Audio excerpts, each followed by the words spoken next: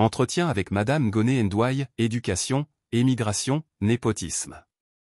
Question, le 6 juillet dernier, le Conseil national des aînés vous a rendu hommage pour services rendus à l'éducation. Quel est le sens de cette initiative? Ngoné Ndouye, je remercie chaleureusement le Conseil national des notables du Grand Cap-Vert, dirigé par M. Maodo Malick Ngom, et les populations du Grand Cap-Vert à Ziguinchor pour m'avoir choisi comme ambassadrice de la femme lébou. En 2024, le Conseil national des aînés du Sénégal m'a également rendu hommage en présence du ministre de l'Éducation nationale pour services rendus à l'école. Ils ont reconnu mon engagement pour garantir le droit à l'instruction à tous, mobilisant les ressources nécessaires et créant des partenariats stratégiques. Question, concrètement, qu'avez-vous fait pour mériter cette consécration? Ngoné Ndouye, en tant que maire de Rufisque de 2002 à 2009, j'ai prôné l'égalité des chances pour 13 000 enfants répartis dans 21 établissements scolaires. Nous avons fourni des uniformes et des fournitures scolaires complètes et gratuites aux élèves, afin de promouvoir l'égalité, l'excellence et l'éclosion des talents. Ce geste a également stimulé l'économie locale en valorisant les entreprises textiles et de tailleurs locales. Question, vous avez évoqué la question de la redevabilité de l'enfant par rapport à la nation. Pouvez-vous nous en dire plus? Ngoné Ndouye, la redevabilité de l'enfant vis-à-vis de la nation est essentielle. Il faut que les enfants reconnaissent l'État comme le principal bienfaiteur de leur éducation, ce qui va susciter un sentiment de redevabilité. Cette culture de redevabilité doit être inculquée dès le jeune âge pour contrer l'individualisme croissant et renforcer les valeurs civiques et citoyennes.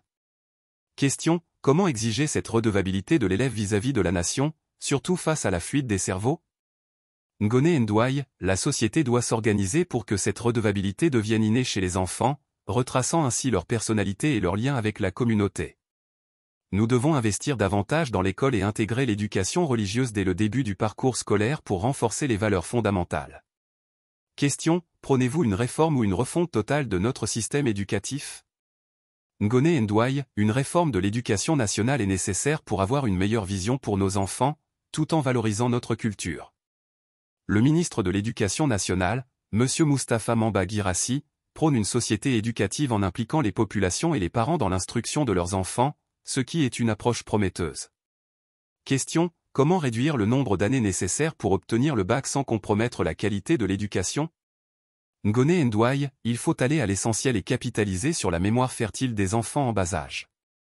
Nous devons éviter de faire traîner les enfants dans un parcours éducatif trop long. Question, le ministre n'a pas encore totalement défini où il veut en venir avec cette société éducative. Est-ce que ce ne sera pas un saut dans le vide? Ngoné Ndouye, je pense que le ministre est ambitieux et connaît bien le secteur. Il cherche à recueillir toutes les idées pour susciter la réflexion et déboucher sur quelque chose de très intéressant. Question, vous avez évoqué la migration irrégulière. Quelle est votre position sur ce phénomène? Ngoné Ndouye, la migration irrégulière est une tragédie que nous devons aborder en inculquant les valeurs de redevabilité dès l'école et en rebâtissant la société en tant que communauté.